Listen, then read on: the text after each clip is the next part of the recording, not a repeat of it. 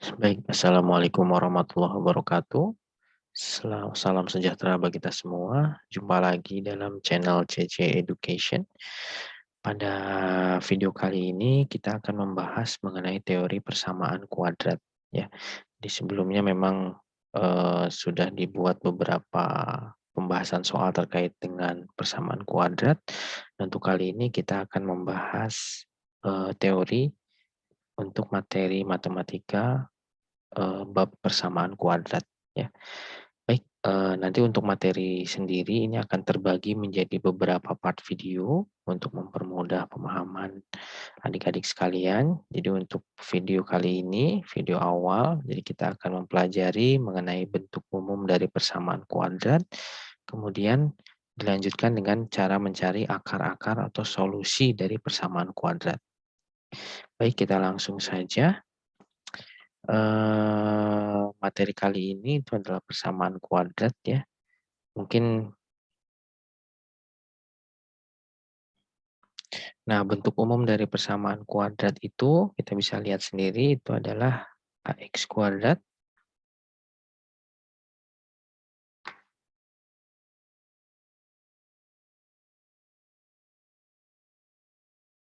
AX kuadrat plus BX plus C sama dengan 0 ya. Artinya jadi ketika mengerjakan ya secara simpelnya itu selalu dimulai dari AX kuadrat ya. Jadi selalu AX kuadrat plus BX plus C sama dengan 0. Terus otomatis ya A-nya itu tidak boleh sama dengan 0. Jadi kalau A-nya sama dengan 0 otomatis kan bukan persamaan kuadrat. Artinya nggak ada X kuadratnya. Ini jadi persamaan linier. Jadi artinya syaratnya adalah A-nya bukan 0. Nah, yang kedua di sini karena bentuk umumnya adalah bentuk sama dengan 0. Jadi yang perlu diingat ya untuk menyelesaikan persamaan kuadrat ya. Menyelesaikan persamaan kuadrat. Saya singkat sebagai PK saja ya. Persamaan kuadrat. Dan ini ruas kanannya dibuat sama dengan 0. Jangan lupa untuk membuat ruas kanan dibuat sama dengan 0. 0 ya.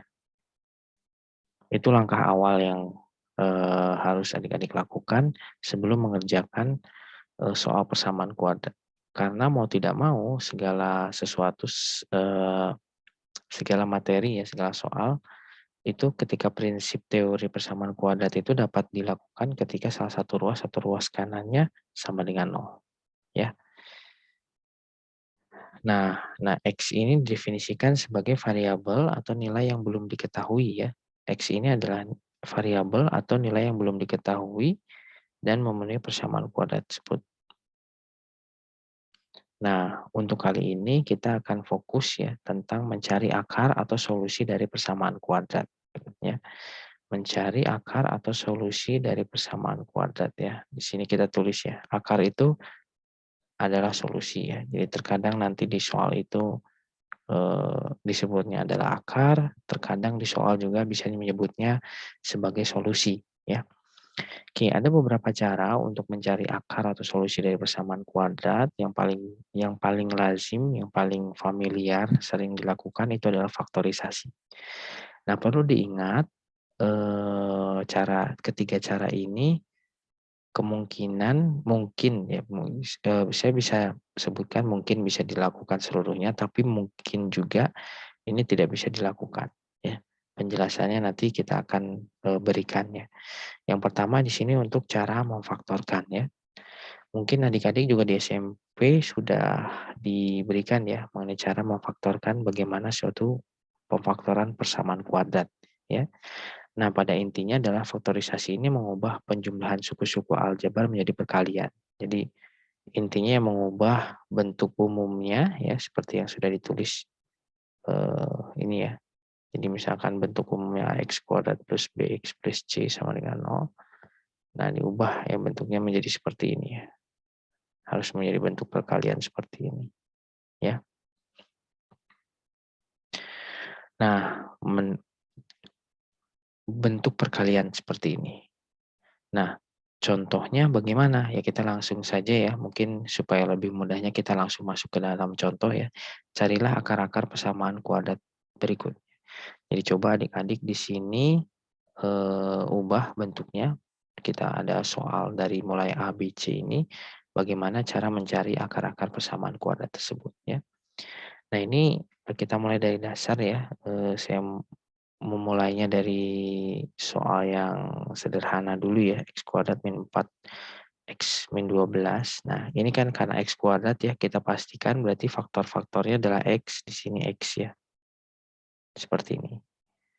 Nah untuk mudahnya cara pemfaktoran adalah ini tuh adalah hasil kali perkaliannya ya, jadi ini dikalikan dengan ini ya, di tempat sini ya, itu harus menghasilkan min 12 ya, harus menghasilkan min 12. Sedangkan nanti ketika perkalian sini ya, misalkan kita namakan dulu ini M dan N misalkan ya, atau P dan Q deh, P dan Q misalkan. Nah ini P kali Q ini harus min 12. Kemudian yang berikutnya ini kali ini ya, ditambah ini kali ini ya, itu harus jadi gini ya, P tambah QX gini ya, itu harus di tengahnya menghasilkan berapa? Min 4 ya. Jadi coba cari bilangan P dan Q yang bisa dikalikan itu menghasilkan min 12, dan ketika nanti dijumlahkan P dan Q-nya itu akan menghasilkan min 4 ya. Di sini maksudnya min 4 ada X-nya ya. Oke, yang paling mudah kan ini dicari ya, faktor-faktor dari 12 dulu ya. Nanti tinggal masalah negatif itu kita bisa variasikan. Faktor dari 12 itu kita peroleh 1, 2, 3, 4, kemudian udah balik ya ke 6, 12. Ya. Nah semua ini dia akan menghasilkan perkalian 12. Tinggal nanti dikombinasi mana yang positif, mana yang negatif untuk menghasilkan min 12. Nah yang paling gampang selanjutnya adalah cari yang selisihnya, yaitu penjumlahannya. Kira-kira nanti kan, berarti kalau negatif kan artinya nanti salah satunya, kalau misalkan negatif itu perkalian negatif ya, seperti ini kasusnya, berarti misalkan salah satunya positif, salah satunya lagi negatif ya. Artinya cari dari pasangan faktor-faktor sebelah sini ya, manakah yang menghasilkan penjumlahan min 4 ya. Ini kan 1 dengan 12 itu kan tidak mungkin ya, selisihnya 11. Kemudian 3 sama 4 itu selisihnya 1.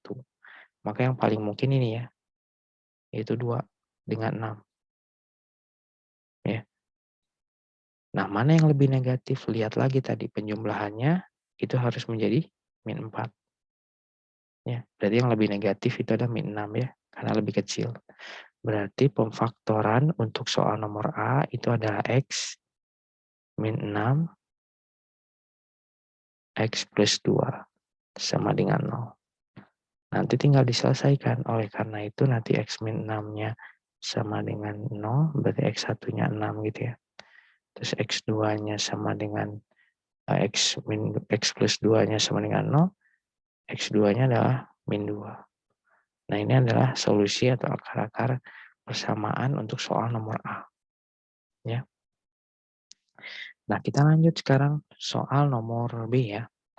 Nah, untuk soal nomor B sama sistemnya ya. Jadi kita langsung saja, lebih cepat pengerjaannya ya. Untuk soal nomor B di sini berarti kan P-nya harus 32 ya. Terus P tambah Q-nya harus min 12. Nah, ini kita cari faktor-faktornya ya. 1, 2, 4, sudah 4, mungkin ada 6, 8 ya. 8, kemudian sudah kembali lagi ke 16 ya. Kemudian 32. Nah, karena hasil kalinya positif, hasil penjumlahannya negatif, berarti ini kemungkinan negatif dengan negatif ya, perkaliannya. Nah, kita lihat saja yang paling mana penjumlahan atau negatif dengan negatif yang dijumlahkan itu hasilnya min 12 ya. 1 dengan 32 itu tidak sama, 2 sama 16, min 18 kan. Yang paling mungkin adalah min 4 dan min 8. Kita gunakan warna yang berbeda ya. Min 4 dan min 8. Seperti ini. Ya. Berarti pemfaktorannya itu adalah X min 4, X min 8 ya. Untuk soal nomor B ya. Nanti kita dapatkan di sini berarti X1-nya 4, X2-nya adalah 8. Ini ada soal nomor B. Nah, untuk yang soal nomor C, ini memang agak tricky ya untuk yang soal nomor C. Nah, karena di sini depannya itu ada angka 3 ya. Maka memang kalau misalkan X-nya untuk A-nya lebih besar dari 1, memang kita harus melist beberapa kemungkinan. Hanya saja untungnya untuk soal yang nomor C ini, 3-nya bilangan prima kan, hanya dihasilkan dari 1 dengan kali 3. Berarti kita tulis seperti ini langsung saja. 3X, X, ya, sama dengan 0. Ini soal nomor C ya. Coba kita kasih garis dulu. Nah, kita bisa langsung sama ya, di 3 ini kita langsung tuliskan saja. Di sini juga kemungkinannya adalah 3 sama 1 saja ya. Kemudian di sini ternyata min 10, berarti artinya kedua akar nantinya di sini negatif semua yang dipasangkan di dalam faktor ya. Nah, sekarang tinggal dipilih min 3 di posisi yang mana, min 1 di posisi yang mana. Dilihat di sini karena harus menghasilkan min 10, oh berarti min 3-nya harus di sini ya. Min 3-nya harus ada di sini. Dan min 1-nya harus ada di sini. Kita cek ya, ke sini kan min 1, ke sini min 9. Benar ya. Berarti ini adalah pemfaktoran yang sesuai, kita langsung bisa masukkan ya. Berarti X1-nya di sini adalah 1/3, kemudian X2-nya adalah 3.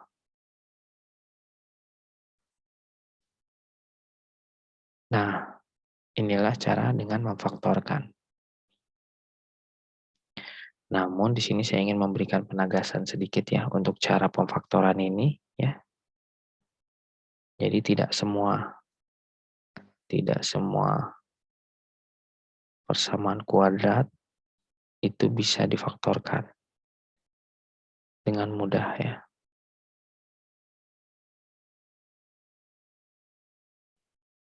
Jadi ini hanya berlaku untuk akar-akarnya yang rasional.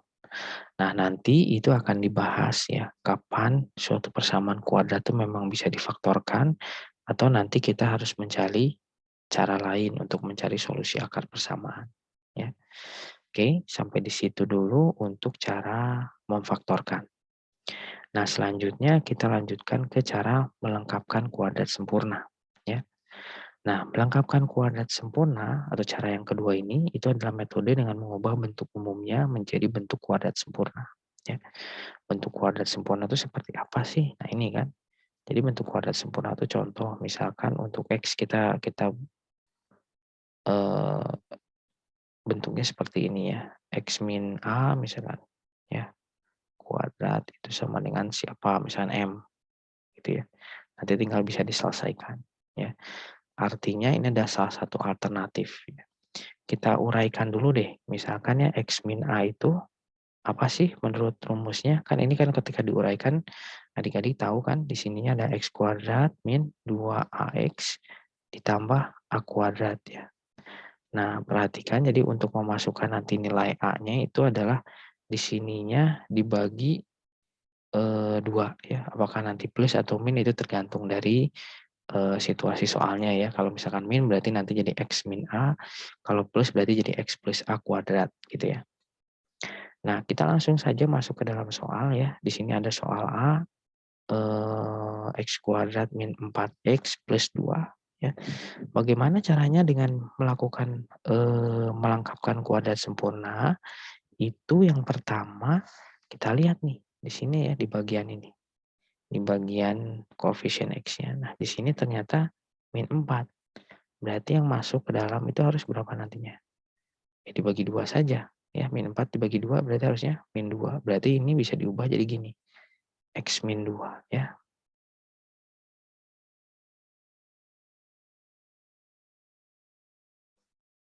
gitu ya. Nah, tapi kan kalau X min 2 kuadrat kalau diuraikan berarti harus jadi apa kalau X min 2 kuadrat ya? Kalau diuraikan kan jadinya gini ya. Itu adalah X kuadrat min 4X plus 4. Nah, harus 4. Berarti supaya A ini bisa diubah bentuknya menjadi kuadrat sempurna ya berarti harus ditambah berapa nih? Supaya bisa jadi plus 4 berarti kedua ruas harus ditambah 2 kan? Berarti kita tulis dulu ini ditambah 2. Ya, kedua ruas ditambah 2 jadinya X kuadrat min 4X plus 4 gini ya, sama dengan 2. Nah, baru di sini bisa diubah menjadi X min 2 kuadrat sama dengan 2. Nah, kalau sudah bentuk kuadratik seperti ini kan kita bisa turunkan ya. Jadi X min 2-nya itu adalah plus minus akar 2. Ya, ingat aja kondisi misalkan contoh M kuadrat sama dengan 4. Maka kan M-nya itu adalah plus minus akar 4 ya. Atau kita tulisnya plus minus 2. Seperti itulah. Ya. Nah, sama halnya terjadi pada ini. Nah, berarti dengan demikian X1-nya berapa? Ya berarti kalau misalkan itu X1-nya adalah pindah ini 2-nya ya ke kanan, 2 plus akar 2 nanti kita dapat. Kemudian X2-nya adalah 2 min akar 2. Nah, inilah akar-akar untuk jawaban soal nomor A ya. Nah, bagaimana yang B? Sama kita carinya. Di sini kan min 6, berarti kalau dibagi 2 itu harusnya min 3. Oh, berarti kita tuh cari idealnya nanti jadinya itu adalah X min 3 arahnya ya. Jadi ini dibagi 2 nih, saya ulang ya. Ini min 6 dibagi 2 berarti jadinya min 3. Langsung masukkan, ini harusnya jadi gini kan. X kuadrat min 6X plus 9 gitu kan. Oh, ini harus 9, berarti persamaan kuadratnya harus ditambah berapa? Harus ditambah 2. Kedua ruasnya ya. X kuadrat min 6X plus 9 sama dengan 2. Nanti ini tinggal difaktorkan. Ya, bisa ditulis seperti ini. X min 3 kuadrat adalah 2. Berarti X min 3-nya adalah sama ya, plus minus akar 2. Nanti didapat di sini X1-nya adalah 3 plus akar 2. Kemudian X2-nya adalah 3 min akar 2. Seperti itu. Ya. Sama halnya ketika sudah lancar, kita lihat nih nomor C ya. Kita coba nomor C ya dengan tinta biru saya gambarkan ya. Nomor C ini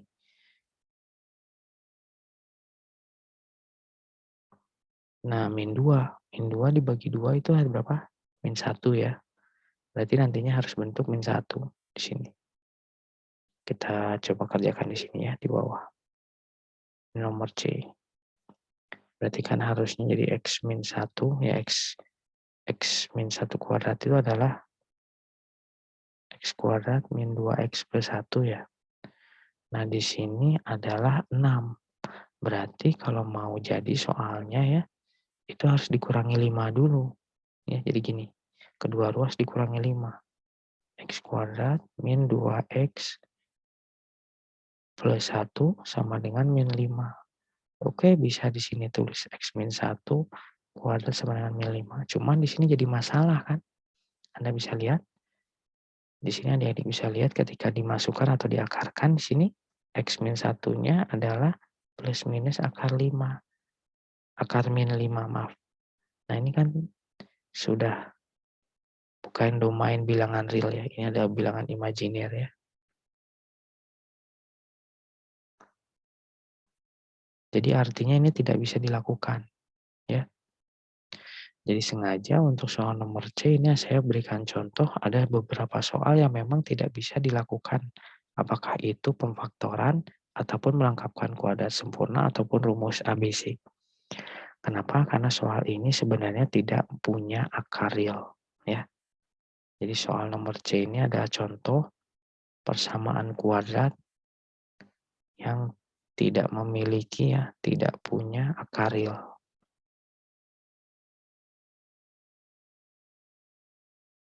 atau bentuk definite ya. Jadi kalau untuk X bilangan real, dia tidak pernah menyentuh angka 0 gitu. Nah, apa ciri-ciri persamaan kuadrat yang tidak punya akar real? Nanti itu akan didefinisikan pada identitasnya, yaitu diskriminan ya. Nanti kita akan bahas. Ini hanya untuk contoh saja, bahwa yang penting adik-adik paham bahwa ternyata tidak semua persamaan kuadrat itu punya akar atau solusi ya. Nanti harus dicek dengan identitasnya, yaitu diskriminan ya. Itu pokok bahasan selanjutnya. Nah, yang terakhir untuk materi dalam video kali ini, maka rumus tadi ya, solusi atau akar itu bisa dicari dengan rumus ABC ya.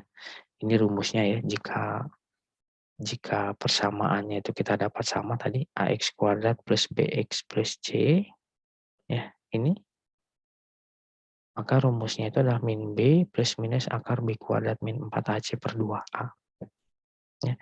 Jadi kalau kita coba aplikasikan soal nomor 2 saja untuk rumus ABC ya. Di sini saya tulis lagi boleh nomor 2 ya, nomor B.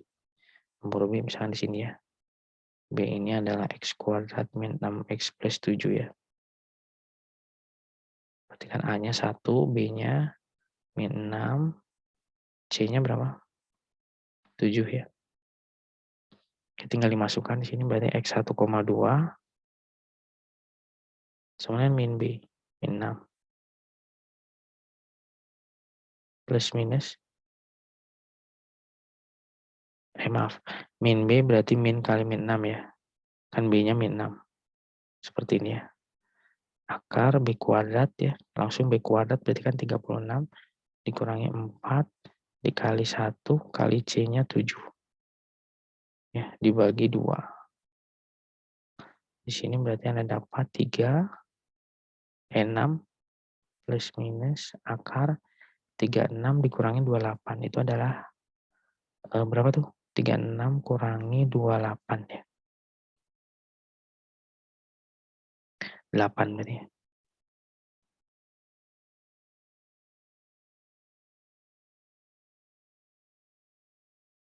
Bagi 2. Atau kita tulis 6 plus minus akar 2. 2 akar 2 ya. 2 akar 2 dibagi 2. Oh, berarti nanti hasilnya 3 plus minus akar 2 ya. Sama dengan jawaban yang melengkapkan kuadrat sempurna. Yaitu ini dan ini. Oke. Jadi ibaratnya untuk rumus ABC memang rumus langsung untuk menentukan ya akar-akar dari persamaan kuadrat. Oh, berarti kita cukup menyelesaikan dengan rumus ABC. Untuk mencari akar betul iya ya. Jadi bisa langsung ampuh, langsung ketemu. Hanya saja saya menyarankan adik-adik menguasai metode pemfaktoran dan melengkapkan kuadrat. Karena tidak jarang ini juga diaplikasikan pada bentuk-bentuk soal lain. Khususnya soal-soal yang nanti terkait dengan pemanfaatan fungsi kuadrat. Misalkan logaritma, kemudian bentuknya fungsi kuadrat ya. Misalkan trigonometri itu ada yang bentuknya fungsi kuadrat. Makanya nanti ya pembahasan ke depan khususnya untuk fungsi-fungsi lain yang bertaut atau berhubungan dengan fungsi persamaan kuadrat, maka adik-adik diharapkan juga bisa menguasai khususnya untuk cara-cara pemfaktoran dan melengkapkan kuadrat sempurna ini. Oke, mungkin itu saja materi kita kali ini. Terima kasih atas perhatiannya. Kalau misalkan adik-adik memiliki pertanyaan, silakan bisa disampaikan di kolom komentar atau di email ya. Bisa sampaikan ke email CJ Education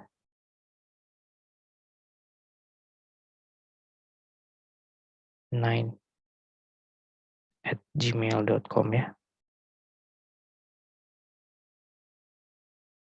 Nanti kita akan usahakan untuk jawab atau membuat video respon dari komentar atau pertanyaan adik-adik.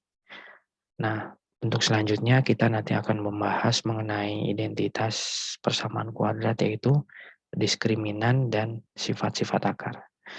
Oke, terima kasih atas perhatiannya. Assalamualaikum warahmatullahi wabarakatuh. Salam sejahtera.